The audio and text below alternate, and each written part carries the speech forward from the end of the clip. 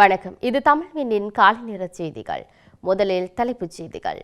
உயிர்த்த ஞாயிறு தாக்குதல் சம்பவத்தின் முக்கிய குற்றவாளிகள் இருவர் இனங்கண்டு கொள்ளப்பட்டுள்ளனர். அர்ச்சனா எம்பிக்கு நீதிமன்றம் பிறப்பித்த அதிரடி உத்தரவு. யாழில் காவல்துறையினரின் அடாவடி. கொட்டி தீர்க்க போகும் கனமழை. விடுக்கப்பட்டுள்ள கடும் எச்சரிக்கை. கடந்த கால ஆட்சியாளர்களைப் போல நடந்து கொள்ளும் அனுர ராதாகிருஷ்ணன் எம்பி சாடல். ஈஸ்டர் தாக்குதல் சூத்திரதாரிகளை கைது செய்யுமாறு கோரிய பாப்பரசர். டேன் பிரியசாத் உயிரிழப்பு உறுதிப்படுத்திய போலீசார். வட்டுவாகல் பாலத்திற்கு களவிஜயம் மேற்கொண்ட அமைச்சர் பிமல். தொடர்பான விரிவான செய்திகள். உயிர்த்த ஞாயிறு தாக்குதல் சம்பவத்தின் முக்கிய குற்றவாளிகள் இருவர் அடையாளம் காணப்பட்டுள்ளதாக ஜனாதிபதி அனுரகுமார திசாநாயக்க தெரிவித்துள்ளார். உயிர்த்த ஞாயிறு தாக்குதல் சம்பவத்தின் பிரதான சூத்திரதாரிகளை இனம் கண்டுகொள்வதில் 6 சிக்கலான முடிச்சுக்கள் அவிழ்க்கப்பட வேண்டியிருந்தன.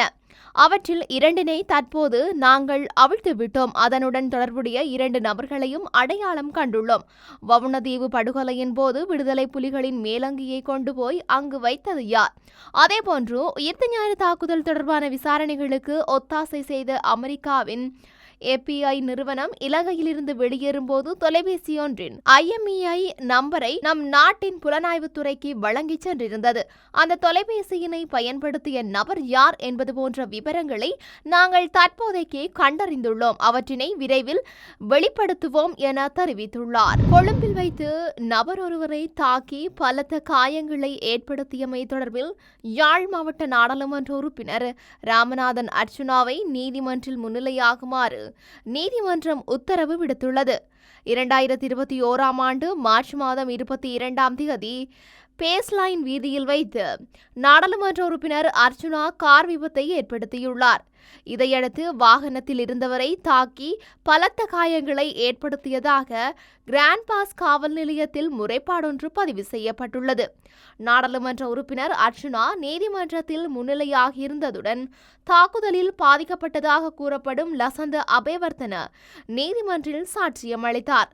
விசாரணைகளை பரிசீலித்த நீதவான் நாடாளுமன்ற உறுப்பினர் ராமநாதன் அர்ச்சுனாவை எதிர்வரும் செப்டம்பர் மாதம் 25ஆம் தேதி மீண்டும் நீதிமன்றத்தில் முன்னிலையாகுமாறு கொழும்பு மேலதிக நீதவான் உத்தரவிட்டுள்ளார். யாழில் மனிதாபிமானமற்ற முறையில் இளைஞர் ஒருவர் துப்பாக்கி முனையில் காவல்துறையினரால் அழைத்துச் செல்லப்பட்ட சம்பவம் ஒன்று பதிவாகியுள்ளது.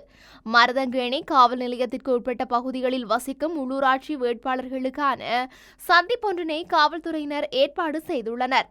குறித்த சந்திப்புகளுக்கு தமிழ் தேசிய மக்கள் முன்னணியின் செயற்பாட்டாளரான ஜெகதீஸ்வரன் சட்குணாதேவி செல்லவில்லை. அதனையடுத்து அவரது வீட்டுக்கு துப்பாக்கிகளுடன் சென்ற காவல்துறையினர் சந்திப்புக்கு அழைப்பு விடுத்தும் ஏன் வரவில்லை என கேட்டுள்ளனர். தமிழ் தேசிய மக்கள் முன்னணியினர் பருத்தித்துறை பிரதேச சபைக்கு தாக்கல் செய்யப்பட்ட வேட்புமனு நிராகரிக்கப்பட்டமையால் தான் தற்போது வேட்பாளர் இல்லை எனும் காரணத்தால் சந்திப்பு வரவில்லை என காவல்துறையினருக்கு பதிலளித்துள்ளார். காவல்துறையினர் அழைத்தால் காவல் நிலையம் வர வேண்டும் என அச்சுறுத்தி தடுக்கப்பட்டுள்ளனர். அதனை அவதானித்த சட்குணாதேவியின் மகன் அம்மாவை அச்சுறுத்தும் வகையில் நடந்து கொள்ள வேண்டாம் என காவல்துறையினரிடம் கோரிய போது காவல்துறையினர் மகனுடன் முரண்பட்டுள்ளனர். பின்னர் மேலங்கி இல்லாது சாரத்துடன் குறித்த இளைஞனை கைது செய்து சாரத்தில் பிடித்து இழுத்துச் சென்ற போது சாரம் அவிழ்ந்ததையும் கருத்தில் எடுக்காது மனிதாபிமானமின்றி இளைஞனை காவல் நிலையம் இழுத்துச் சென்றுள்ளனர். மேலங்கியின்றி இளைஞனை வீதியில் சாரம் அவிழும் நிலையில் சாரத்தை பிடித்து காவல்துறையினர் இழுத்துச் செல்லும் புகைப்படங்கள் சமூக வலைதளங்களில் வைரலாகியுள்ள நிலையில் பல தரப்பினரும் காவல்துறையினரின் செயற்பாட்டுக்கு கண்டனம் தெரிவித்து வருகின்றமை குறிப்பிடத்தக்கது. நாட்டின் பெரும்பாலான பகுதிகளில் பிற்பகல் 1 மணிக்கு பிறகு மழை அல்லது இடியுடன் கூடிய மழை பெய்யும் என தெரிவிக்கப்பட்டுள்ளது. குறித்த விடயத்தை வளிமண்டலவியல் திணைக்களம் இன்று வெளியிட்டுள்ள அறிக்கையில் குறிப்பிட்டுள்ளது. மேற்கு சப்ரகமுவ, மத்திய ஊவா, கிழக்கு மற்றும் வடக்கு மாகாணங்களின் சில இடங்களில் 75 மில்லிமீட்டருக்கும் அதிகமான ஓரளவு பலத்த மழை பெய்யக்கூடும் என தெரிவிக்கப்பட்டுள்ளது. மேல் மாகாணத்திலும் காலே, மாத்தறை மற்றும் புத்தளம் மாவட்டங்களிலும் காலை வேளையில் மழை அல்லது இடியுடன் கூடிய மழை பெய்யக்கூடும் என தெரிவிக்கப்பட்டுள்ளது. மத்திய சப்ரகமுவ மற்றும் மூவா மாகாணங்களிலும் அம்பாறை மாவட்டத்திலும் சில இடங்களில் காலை வேளையில் மூடுபனியுடன் கூடிய நிலை எதிர்பார்க்கப்படுகின்றது. இடியுடன் கூடிய மழை பெய்யும் போது தற்காலிகமாக உள்ளூர் மயமாக்கப்பட்ட பலத்த காற்று மற்றும் மின்னல் தாக்கத்தால் ஏற்படும் சேதங்களை குறைக்க போதுமான முன்னெச்சரிக்கை நடவடிக்கைகளை எடுக்குமாறு தெரிவிக்கப்பட்டுள்ளமை குறிப்பிடத்தக்கது. தோட்ட தொழிலாளர்களின் சம்பளம் தொடர்பில் முன்னாள் ஜனாதிபதி ரணில் விக்ரமசிங்கவும் ஈதோகாவினரும் கூறிய விடயத்தை தான் ஜனாதிபதி அனுரகுமார திசாநாயக்கவும் தலவாக்கலைக்கு வந்தபோது கூறியுள்ளார் என நுவரெலியா மாவட்ட நாடாளுமன்ற உறுப்பினர் ராதாகிருஷ்ணன் தெரிவித்துள்ளார். ஐக்கிய மக்கள் சக்தியுடன் இணைந்தே இம்முறை தலவாக்கலையில் மேதின கூட்டம் மற்றும் பேரணியை நடத்தவுள்ளோம். ஜனாதிபதி மற்றும் பொதுத் தேர்தல்களில் தேசிய மக்கள் சக்தி வெற்றி பெற்றது. உள்ளூராட்சி சபைகளையும் கைப்பற்றுவதற்கு தற்போது முழு வீச்சுடன் செயல்படுகின்றது. ஜனாதிபதி தலவாக்கலைக்கு வருகை தந்திருந்தார். மலேக மக்களுக்கான 10 பேர்ச்சஸ் காணி உரிமை பற்றி எதுவும் பேசவில்லை. தோட்ட தொழிலாளர்களுக்கு 1700 ரூபாய் சம்பள உயர்வு வழங்குவது தொடர்பில் கம்பெனிகளுடன் பேச்சு நடத்தப்படும் என கூறியுள்ளார். கடந்த மே தினத்தன்று ரணில் விக்ரமசிங்கவும் ஈதோகாவினரும் தலவாக்கலையில் வைத்து விடுத்த அறிவிப்பை தான் ஜனாதிபதியும் தலவாக்கலைக்கு வந்து கூறிவிட்டு சென்றுள்ளார். மீண்டும் மீண்டும் பொய்யுரைப்பதால் பொய் உண்மையாக போவதில்லை. எனவே கம்பெனிகளுடன் பேச்சு நடத்துங்கள். இணக்கப்பாட்டை ஏற்படுத்திய பின்னர் மக்களுக்கு உறுதிமொழியை வழங்குங்கள். நாட்டில் தற்போது பொருட்களின் விலை அதிகரித்துள்ளது. இது தொடர்பில் மக்களுக்கு தெளிவுபடுத்த வேண்டும். அதற்கேற்ற வகையில் எமது உறுப்பினர்கள் பிரச்சாரம் செய்ய வேண்டும் என தெரிவித்துள்ளார். உயிர்த்த ஞாயிறு தற்கொலை தாக்குதல் சூத்திரதாரிகளை கைது செய்யுமாறு மறைந்த பாப்பாண்டவர் பிரான்சிஸ் கோரியிருந்தார் என கர்தினால் மெல்கம் ரஞ்சித் தாண்டகை தெரிவித்துள்ளார்.